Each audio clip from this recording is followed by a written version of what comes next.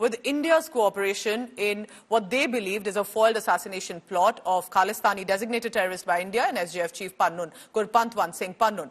Remember, this has gone very different from how India-Canada equation had gone, where it was a completely downfall of the relationship. Instead, India and US worked together to reach a certain deliberation. For now, India has also taken action on that, and the officer was then dismissed. But now it appears to be an escalation. Charges have been filed by the USA on the former officer.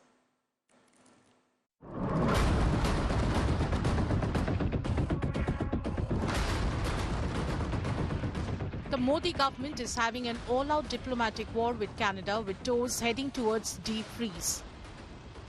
But India is much better off when it comes to Canada's Five-Eye partner, US. In the probe into alleged plot to kill Khalistani terrorist Gurpant Singh Pannun, India has reportedly informed the US about its action of arresting a former RAW official, Vikram Yadav, who was named by the US as CC1, a key player in the murder plot. Yadav is no longer employed with Government of India and is out on bail. Reacting to India's action, the US expressed satisfaction over progress made by India.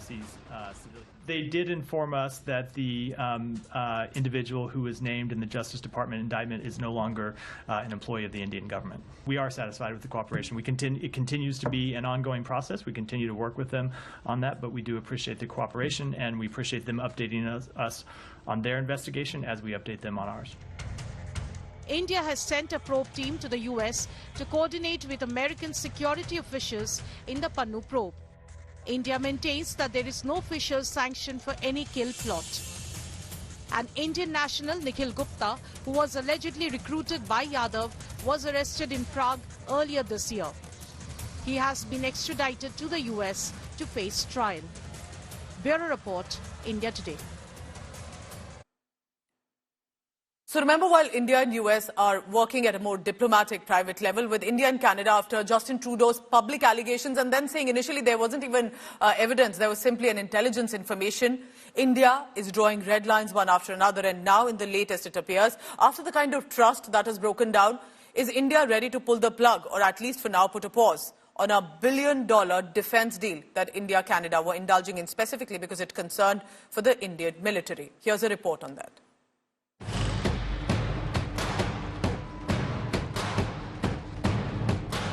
The Striker.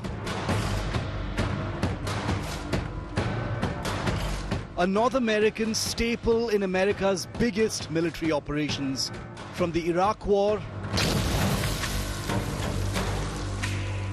to the war in Afghanistan, let's go. From the war on ISIS in Syria to even the Russia-Ukraine war.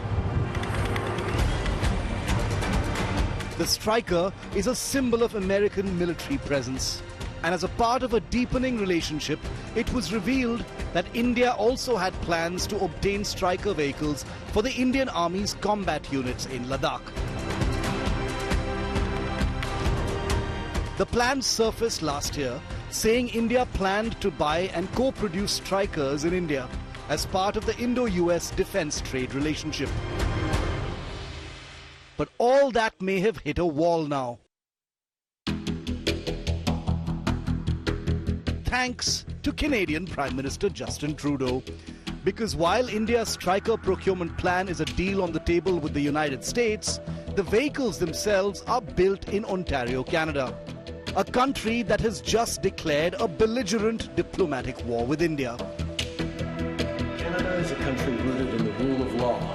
Trudeau, who has spent the last year accusing India of having a hand in the killing of a designated Khalistani terrorist, while openly protecting others, is likely to see the Indian Striker deal evaporate on his watch.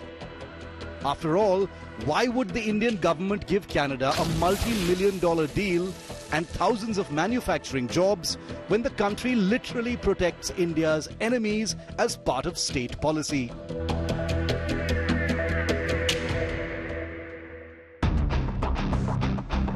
To be sure, the deal to procure Canada-built Strikers was seen as odd even before the diplomatic storm waged by Trudeau.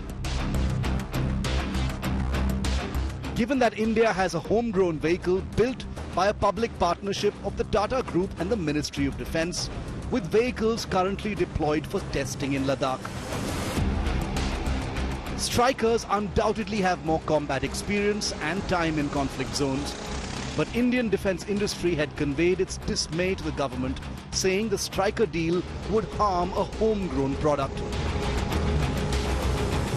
While the Indian government hasn't officially confirmed a decision not to pursue the deal, sources say it's as good as dead. And that makes it the first millions of dollars Canada will be losing thanks to its Prime Minister's campaign against the world's largest democracy. Bureau Report, India Today.